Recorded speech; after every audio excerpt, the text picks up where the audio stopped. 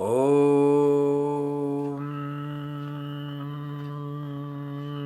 श्रीं नमः। दोस्तों, क्या है श्री से जुड़ी हुई कुछ रहस्य और जिनका प्रमाण जो है हमारे वेदों में मिलता है? क्या आप जानते हैं?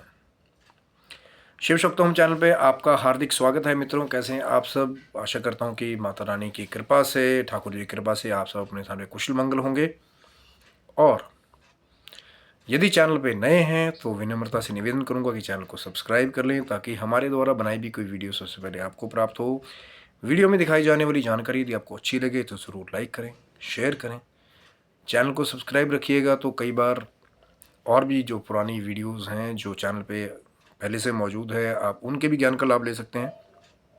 और जैसी हमारी कोशिश होती है, जो हमारे सब्सक्राइबर भी जानते हैं कि नई से नई कुछ ना कुछ नित्य आपके साथ शेयर करने की कोशिश होती है, तो जब चैनल को सब्सक्राइब रखें तो एकदम ही फिर वो वीडियो आपको लेटेस्टली प्राप्त हो जाती है। मित्रों, आज बात कर रहे हैं एक ऐसे बड़े विस्तार के बारे में, ऐश्वर्य के बारे में, जिसके बगैर बड़े बड़े लोग जो है वो पस्त हो जाते हैं। और एक तरफ जिनके पास माँ भगवती का, श्री का आशीर्वाद होता है तो वो लोग राजा की जैसी ज़िंदगी जीते हैं, उनके हिसाब से लोगों को चलना पड़ता है। लेकिन जो श्रीहीन होते हैं, जिनके पास श्री नहीं होती, अभी श्री का बहुत सारे मतलब हैं कि क्यों हम लोग किसी के नाम के आगे श्रीमान, श्रीमती, श्री को लगाने का एक बहुत बड़ा महत्व है कि जब श्री लग गया किसी के नाम के साथ, जैसे हम एक बहुत बड़ा अवार्ड है हमारे राष्ट्रीय लेवल पे, पद्मश्री, तो जब वो श्री लग गया तो एक तरह से ही आदमी के नाम के साथ एक मान सम्मान जुड़ जाता है, एक समाज में उसकी एक प्रतिष्ठा हो जाती है। कहीं ना कहीं फिर उसके कार्यकाल से भी वो चीज़ उसको बहुत फ़ायदा देती है कि लोगों में एक जब नाम हो जाता है तो फिर चाहे आप बड़े बिजनेसमैन हैं, आप कोई कलाकार हैं, आप खेल के जगत में कोई कार्य करें, जैसे पद्मश्री आपको मिल जाता है, तो वो जो श्री की वो जो महिमा है उसके साथ फिर आपको एक बहुत बड़ी एक जैसे उपलब्धि हासिल हो जाती है, एक तरह से ऊपर ज़िंदगी में चढ़ने की। पर क्या है ये श्री, और क्यों हम लोग हर कोई जो है वह चाहता है कि वो मान पद प्रतिष्ठा हमें मिले, और कैसे मिलती है? तो श्री जो है वो माँ लक्ष्मी को कहीं ना कहीं, माँ भगवती को जैसे एक तरह से रिप्रेजेंट करता है। और श्री की आवश्यकता सबको है, क्योंकि वेदों में भी बहुत सारी प्रसंग मिलते हैं कि जब बिना श्री के अलग अलग जगहों पे सबको बहुत एक तरह से परिश्रम करना पड़ा फिर श्री जी को वापस पाने के लिए, और पैर पैर पर फिर उनको फिर जो है वो कष्ट भी झेलने पड़े श्रीहीन होने के बावजूद। जैसे एक बार का वृत्तांत हमारे को वेदों में मिलता है कि ऋषि दुर्वासा जी ने एक अपने तप से वैभव लक्ष्मी माला का निर्माण किया था, और अपने तपस्या से पाए हुए उस फल को उन्होंने एक बार रास्ते में आते हुए देवराज इंद्र को दिया था। और देवराज इंद्र ने उस माला को लिया और अपने ऐरावत हाथी के ऊपर उसको डाल दिया। ऐरावत हाथी ने क्या किया कि उस माला को अपने पाँव के नीचे कुचल दिया। तो काल की एक चाल के हिसाब से, क्योंकि जो घटनाएं होने वाली होती हैं भविष्य में वो पहले से कहीं ना कहीं निहित होती हैं, तो ऋषि दुर्वासा ने जब अपनी वो वैभव लक्ष्मी वाली वो जो माला जो उन्होंने इंद्रदेव को भेंट की थी, क्योंकि उनका ये वही अभिप्राय था कि मुझे इससे क्या काम, कि हम लोग तपस्वी हैं, श्री से जो है जो राज्य कर रहे हैं लोग, चाहे वो देवताओं का राज्य हो, मनुष्य का राज्य हो, उनको उसकी ज़्यादा आवश्यकता है। क्योंकि जो विरक्त हैं, जो साधु है, सन्यासी बैरागी हैं, लेकिन कहीं ना कहीं आप मानिए ना मानिए, चलो वो तो ऋषि दुर्वासा तो खुद अंश अवतार थे भगवान शिव जी का, वो कुछ ऐसे तपस्वी हैं जिनको शायद भोजन की भी आवश्यकता नहीं पड़ती। और क्यों उनका नाम ऋषि दुर्वासा पड़ा? क्योंकि उनकी कहानी कुछ दुर्वा जो हरी घास का जुड़ी हुई है। तो थोड़ी सी कथा ये उनके जन्म की अलग है। चैनल को सब्सक्राइब रखिएगा, तभी मैं बात करता हूँ कि एकदम से कोई ना वीडियो हो सकता है अगला वीडियो उन पर भी कभी आए, तो चैनल को सब्सक्राइब रखिएगा कि ऋषि दुर्वासा का नाम दुर्वासा क्यों पड़ा और कैसे उनका जन्म हुआ। तो ऋषि दुर्वासा जो क्रोधी स्वभाव के थे, जब ऐरावत ने उस माला को पाँव के नीचे कुचल दिया तो फिर उन्होंने छूटते ही श्राप दे दिया कि जाओ तुम सबके सब देव जो भी हैं और देवता हैं सब के सब श्रीहीन हो जाओ। अब श्रीहीन का मतलब जब क्या लगाया गया कि क्या हुआ उसके बाद में, तो कहते हैं कि जो माँ लक्ष्मी का वैभव था देवताओं के ऊपर, तो माँ लक्ष्मी ही कहते हैं वैकुंठ से गायब हो गई। श्रीहीन हो गए ना सभी, तो सब लोग विचलित हो गए एकदम से क्या हो गया, क्योंकि जो श्री युक्त आदमी होता है उसके पास आभूषण भी होंगे, उसके पास शक्ति भी होगी, एक अलग ही चमक होगी उसके पास। तो वो चमक धमक सब जब ऋषि दुर्वासा ने श्राप दे दिया, देवता भी जब श्रीहीन हो गए और दैत्यों को पता लगा कि अब तो देवता श्रीहीन हो गए, एक तरह से कमज़ोर हो गए, क्योंकि जिसके पास आर्थिक चीज़ नहीं होगी वो कमज़ोर ही हो जाएगा ना, वो दूसरे पे आश्रित रहेगा। पहले लोग क्यों राजाओं महाराजाओं के पास सेवाएं दिया करते थे? क्योंकि उनके पास वो श्री का आशीर्वाद होता था, तभी तो वो राज्य करते थे ना। अगर उनके पास वो कोष ही ना होता, वो माँ लक्ष्मी का आशीर्वाद ही ना होता, वो राजपाट करने के लिए वो धन वैभव ही ना होता, तो क्या वो सम्मानीय होते प्रजा में? कोई अब राजा का सम्मान करता उस समय? और आज की डेट में क्यों बड़े बड़े मिनिस्टर्स का लोग सम्मान करते हैं? क्योंकि ये वही श्री माँ लक्ष्मी का ही आशीर्वाद है जो वैभव लक्ष्मी के रूप में राजपाट को, राजाओं को, महाराजाओं को शुरू से देता है। क्योंकि उसके बगैर राजपाट तो क्या, पूरा राज्य आप अपना घर भी नहीं चला सकते।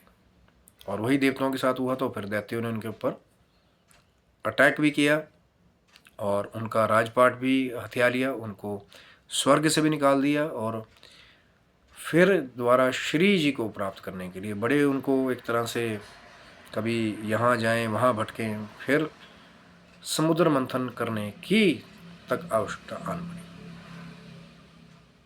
समुद्र मंथन बहुत बड़ी कथा है, एक वीडियो में अभी आज तो सिर्फ बात करें श्रीहीन होने की वजह से।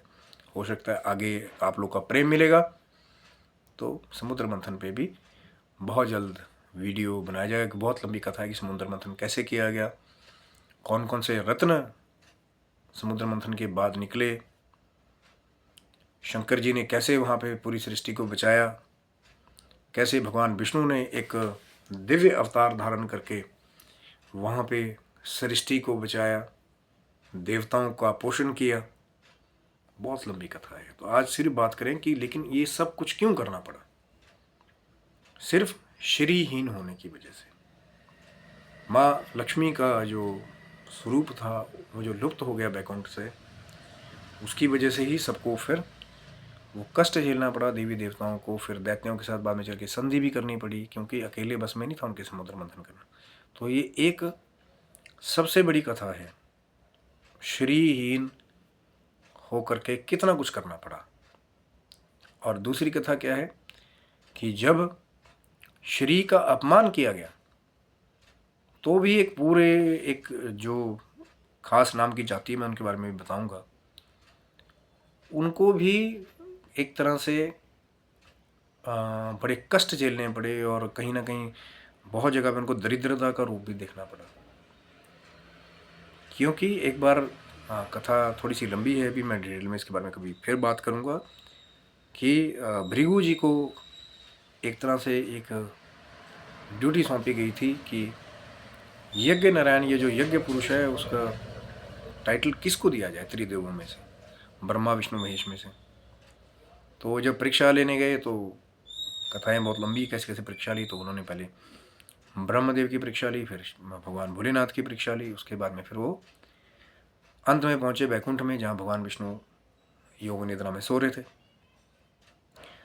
तो जब भृगु जी ने कहा कि मैं आया हूँ, क्योंकि परीक्षा भी ले रहे थे वो, तो भगवान विष्णु अपनी योग निद्रा में लेटे हुए थे।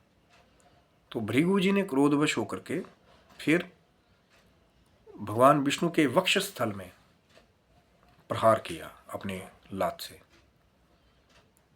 तो जब पैर का प्रहार लगा वक्षस्थल में, क्योंकि भगवान विष्णु के वक्षस्थल में श्री का यानी कि माँ लक्ष्मी का स्थान है, तो जब माँ लक्ष्मी के स्थान पे पांव लगा तो कहते हैं कि माँ लक्ष्मी ने फिर सारे जो ब्राह्मण, जो अब अलग अलग कथाएं हैं, कहीं पुजारियों का विवरण मिलता है जो पुरोहितचारी करते हैं, कई जगह पूरे ब्राह्मण कुल का विवरण मिलता है कि जाओ जाकर के आज के बाद मैं आपके घर में वास नहीं करूंगी।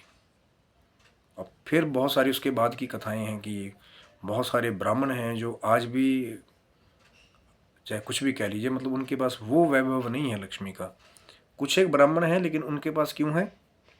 क्योंकि शायद जब भृगु जी ने बाद में क्षमा याचना की थी, तो भगवान विष्णु के कहने पर माँ लक्ष्मी ने शांत होकर भी शायद ये उपाय बताया था कि जो ब्राह्मण भगवान विष्णु का पूजन करेंगे, एक उपाय तो ये, तो फिर उनके पास वो आशीर्वाद जो है वो बना रहेगा। कुछ कुछ टेक्स्ट ऐसा कहते हैं कि जो ब्राह्मण ज्योतिषचार्य हुए उनके पास भी फिर वो श्री का आशीर्वाद बना रहेगा। अब ये अलग अलग इसमें विवरण है कि पुरोहितचारियों को किया कि जो सिर्फ पांडित्य का कार्य करते हैं। एक तो हो गया ना कि जो पांडित्य का कार्य करते हैं, एक वो हो गए जो ब्राह्मण जात में तो पैदा हुए लेकिन कार्य पांडित्य के अलावा करते हैं। बहुत सारे ऐसे बड़े बड़े नाम हैं जिन्होंने बहुत संपत्ति अर्जित की ब्राह्मण जात में। खेल जगत से भी जुड़े हुए बहुत सारे सितारे हैं ब्राह्मण परिवार से रिलेटेड। फिल्म सिटी में भी बहुत सारे हैं जिन्होंने बहुत संपत्ति अर्जित की है, और कुछ एक हैं जो आज भी वो महालक्ष्मी का शराब जो है वो मांग मांग करके गुजारा करते हैं। पहले के जो ब्राह्मण थे ज़्यादातर वो सब जगह भिक्षा मांग करके ही अपना गुजारा करते थे। 3 घर मांगते थे जो असली ब्राह्मण थे, चौथे घर वो नहीं मांगते थे। तो ये सब किसका प्रताप था? श्रीहीन होने का प्रताप था।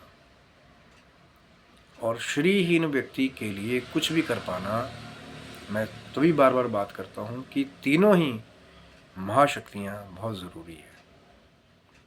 और उस मंत्र में जो मैं हमेशा बात करता हूँ नवार्ण मंत्र की, ओम ऐंग ह्रीं क्लीं चामुंडाय विच्चे, जहाँ पे तीनों शक्तियाँ माँ सरस्वती, माँ लक्ष्मी, महाकाली तीनों विद्यमान है, वहाँ महालक्ष्मी का भी अपना एक स्थान है। अब मान लीजिए किसी के पास बहुत बुद्धि हो लेकिन उसके पास बल भी हो लेकिन उसके पास धन ना हो, तो फिर वो कैसे अपनी बुद्धि से, जितना मर्जी वो इंटेलिजेंट हो, जितना मर्जी वो समर्थवान हो, बुद्धि कौशल उसके पास हो कि हाँ जी मेरे पास ये नए नए प्लान आ रहे हैं, ऐसे से मैं ये बना सकता हूँ, वो बना सकता हूँ, और बल भी हो, मैंने कितनी देर तक पत्थर तोड़ लेगा अकेला खुद।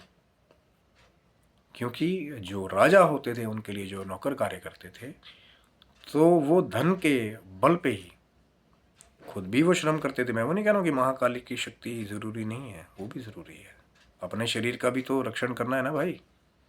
लेकिन कुछ क्षेत्र ऐसे हैं जहाँ माँ सरस्वती का वर्चस्व है बुद्धि से जुड़ा हुआ, कुछ क्षेत्र ऐसे हैं जहाँ पे महाकाली का वर्चस्व है शरीर के युद्ध कौशल से जुड़ा हुआ, और कुछ क्षेत्र ऐसे हैं जो धन ऐश्वर्य कुटुंब चलाने के लिए जहाँ महालक्ष्मी का वर्चस्व है, और वहीं पे श्री की बहुत बड़ी महिमा है।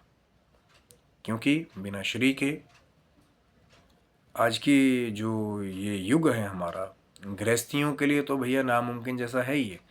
साधु संत सन्यासियों को भी श्री की बहुत आवश्यकता पड़ती है।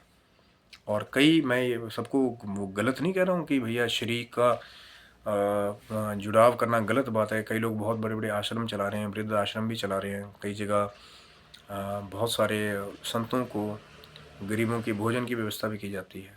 कई लोग कुछ एक हैं जो उसका गलत उपयोग करते हैं कि लोगों में धन को संग्रह करने के लिए एक अलग अलग व्यवस्थाएं बनाई हुई हैं। लेकिन बहुत सारे ऐसे अच्छे संत सन्यासी भी हैं जो वैराग्य के साथ बहुत सारे समाज में अच्छे अच्छे कार्य भी कर रहे हैं। कई बहुत सारे दिव्य मंदिरों का निर्माण भी कर रहे हैं, कई बहुत सारे दिव्य सेवाएं भी चला रहे हैं, कई चिकित्सक सेवाएं भी चला रहे हैं चैरिटेबल में, पर जब उनके पास धन आएगा तभी तो वो बेचारे कुछ कर पाएंगे ना, क्योंकि बिना धन के जो धन संबंधी जो हमारे कार्य हैं वो करना बहुत कठिन है। इसीलिए श्रीहीन होना अपने आप में एक दिक्कत पैदा करने जैसा है। अब बहुत सारे लोग कहेंगे महाराज जी तो फिर करें क्या अगर हम श्रीहीन हैं? तो सीधा सा फंडा है कि या तो नवान मंत्र जिसके अंदर भी जैसे हम हमेशा क्रम बताते हैं कि पहले गणेश जी का आराधन पूजन, उसके बाद में फिर जो नवान मंत्र है ओम ऐंग ह्रीं क्लीं चामुंडाय विच्चे, क्योंकि ह्रीं जो है वो भी महालक्ष्मी का ही बीज है।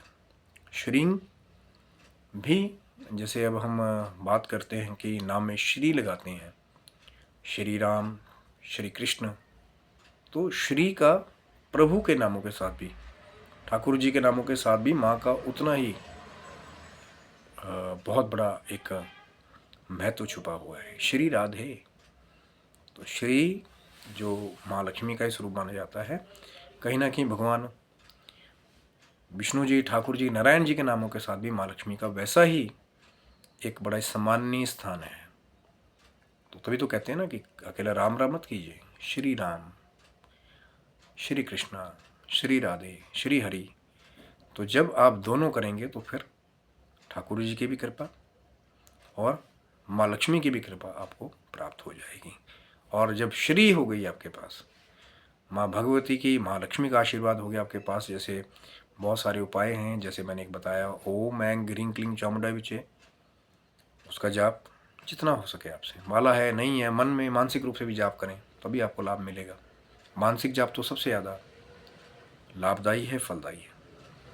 और दूसरा, जैसा माँ लक्ष्मी के स्तोत्रों का पाठ करना, श्री सूक्त का पाठ है, माँ लक्ष्मी के मंत्रों का जप है, ओम श्री महालक्ष्मी नमः, श्री लक्ष्मी नारायणाभ्याम नमः। तो जब ठाकुर जी के साथ भी लक्ष्मी का पूजन होता है, मैं हर बार बात करता हूँ, तो फिर तो चांदी ही चांदी हर जगह। क्योंकि एक तो वो जो शराब की हम बात करते थे, वो भी कहीं ना कहीं एक तरह से जब ठाकुर जी की कृपा हो जाती है तो बड़े बड़े शराब दूर हो जाते हैं। और माँ लक्ष्मी भी, जहाँ ठाकुर जी का पूजन होता है वहाँ लक्ष्मी जी भी स्वयं प्रकट हो जाती हैं। तो माँ लक्ष्मी का पूजन करें। कोई नहीं कहता आपको कि अपना कार्य भी आप छोड़ दें, जितना समय आपको मिले, दिन में आपने काम भी कर रहे हैं, फिर शाम को थोड़ा समय निकालिए। अगर जो दोनों दंपति हैं, अगर जैसे आप गृहस्थी हैं, अगर इकट्ठे पूजा करेंगे फिर तो कहना ही क्या, फिर तो लाभ ही लाभ है। पर कोई बात नहीं, अगर दो नहीं कर पा रहे हैं तो जो हमारे घर के जो मुखिया हैं, अब ज़्यादातर कली काल में क्या देखा जाता है, माताएं जो है वो पूजा का डिपार्टमेंट पूरा संभाल रखा है माताओं ने, यात्रा की घर की लक्ष्मी तो माता ही है ना। लेकिन जो हमारा घर का जो मेन जड़ है, जो पति परमेश्वर है, उनको भी जो है वो भक्ति अगर वो करेंगे तो फिर पूरे परिवार को ऑटोमेटिक कहीं ना कहीं लगता है। क्योंकि जब जड़ के अंदर ही आप पानी डालते हैं, जल डालते हैं, तो पूरी टहनियाँ अपने आप ही सींची जाती हैं।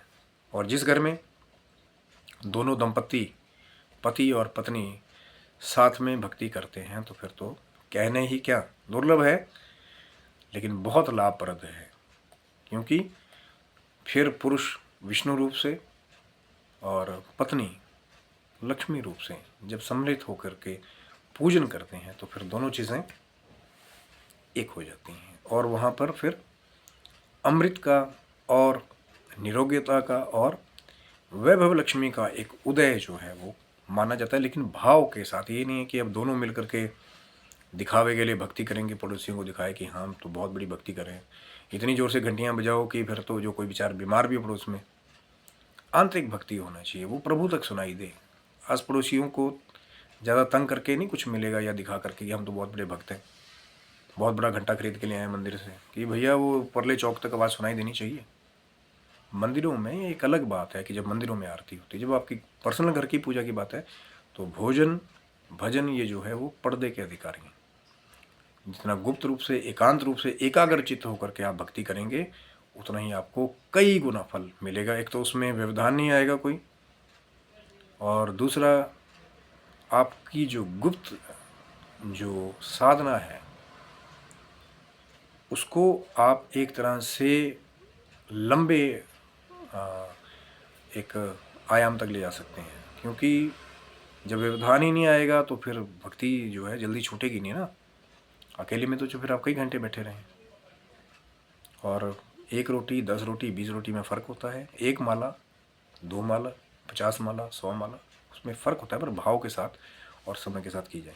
तो ये था मित्रों वीडियो श्री जी की महिमा के बारे में कि श्रीहीन होना कितना बड़ा एक अभिशाप जैसा है, और जब माँ लक्ष्मी की कृपा प्राप्त हो जाती है, श्री की कृपा प्राप्त हो जाती है, तो हर जगह फिर एक तरह से एक राज पे राज करने जैसा ही है। एक राजा का जैसा अनुभव ही और एक राजकुमारी के जैसा ही अनुभव हमारे को होता है, या एक रानी का अनुभव हमारे को होता है, या एक राजकुमार का अनुभव हमारे को होता है। तो ये था मित्रों वीडियो। आशा करता हूँ कि आपको अच्छा लगा होगा। ठाकुर जी और लक्ष्मी जी की सम्मिलित पूजा कीजिए, और ठाकुर जी लक्ष्मी जी करे कि आपके पूरे परिवार पे सुख और समृद्धि की कृपा आशीर्वाद हमेशा बने रहे, और अपने जीवन की भौतिक और आध्यात्मिक उन्नति की ओर हमेशा अग्रसर होते करें। तब तक के लिए जय श्री कृष्णा, राधे राधे।